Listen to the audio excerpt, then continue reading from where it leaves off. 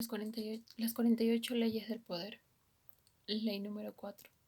Siempre di menos de lo necesario. Cuando estás tratando de impresionar a las personas con palabras, entre más digas, más común vas a parecer y con menos control. Incluso si estás diciendo algo banal, va a parecer original. Si lo haces vagamente de forma abierta y como un esfinge, la gente poderosa impresiona e intimida diciendo menos. Entre más hables, más probabilidad existe de que digas algo estúpido. Gnaeus Marcius, también conocido como Coriolanus, fue un gran héroe militar de la Roma. En la primera mitad del siglo V a.C. ganó importantes batallas, salvando a la ciudad de calamidades una y otra vez. Como pasaba la mayor parte de su tiempo en el campo de batalla, pocos romanos lo conocían personalmente, haciéndole una especie de figura legendaria. En el año 454 a.C., Lanus decidió que era el momento de usar su reputación y entrar a la política. Se lanzó a las elecciones como cónsul de alto rango.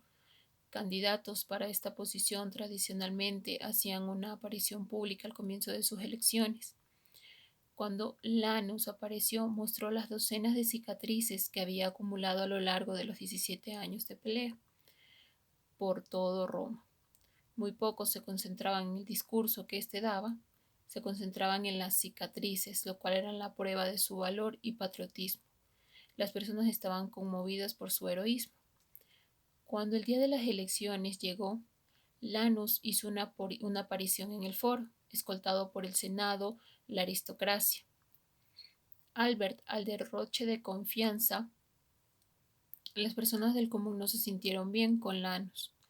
Al realizar un discurso mayormente hablando sobre los ciudadanos ricos que lo habían acompañado, sus palabras eran arrogantes e insolentes, proclamando cierta victoria en las elecciones, y sus burlas.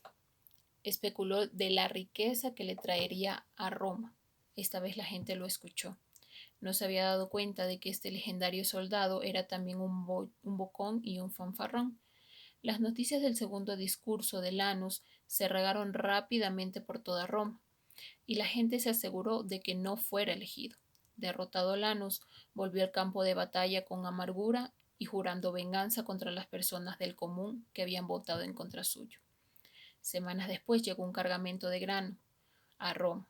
El Senado estaba listo para distribuirlos a las personas de forma gratuita, pero justo cuando lo iban a hacer, Lanus apareció en escena diciendo que esta distribución sería un efecto dañino para toda la ciudad.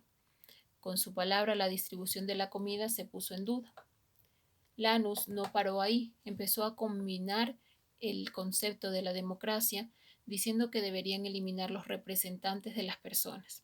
Cuando las últimas palabras de su discurso llegó a las personas, su ira no conoció los límites de representantes del pueblo. Fueron al Senado y pidieron que Lanus apareciera enfrente de ellos y él se rehusó. Protestas empezaron por toda la ciudad y el Senado, temiendo la ira de las personas, finalmente votó por la distribución del grano. Los representantes se calman, pero las personas aún pedían que Lanus hablara enfrente de ellos. Si él se arrepintiera y se aseguraba de mantener sus opiniones para él, podría volver al campo de batalla. Lanus apareció una última vez enfrente de la gente que lo escuchó. En silencio, empezó suave y lentamente a hablar, pero mientras el discurso seguía, se empezó a tornar más agresivo, a decir insultos con su tono arrogante y su expresión. Los tribunos condenaron a Lanus a la muerte, en cual ordenan a los magistrados que se lo llevaran a la punta de la roca Tarp y lo botaran desde ahí. La gente estuvo de acuerdo, sin embargo, abogaron por él y lograron intervenir y lo sentenciaron al destierro. Cuando la gente se enteró que el granero del militar romano no iba a volver, lo celebraron en las calles. Es más, nunca se ha visto una celebración tan grande, ni siquiera después de la derrota de un extranjero. Antes de la entrada a la política, el nombre de Lanus ocasionaba asombro. Sus logros en batallas lo mostraban como un hombre de valentía. Como los ciudadanos conocían un poco acerca del tipo de leyendas, se empezaron a crear aspectos de él. En el momento en que apareció enfrente a los ciudadanos romanos y habló de lo que pensaba, toda la grandeza y misterio desapareció. Hablaba como un soldado e insultaba a las personas como si se sintiera amenazado o inseguro. De repente, no era lo que la gente había imaginado. La discrepancia entre la leyenda y la realidad se había mostrado inmensamente decepcionante para aquellos que creían que él era un héroe.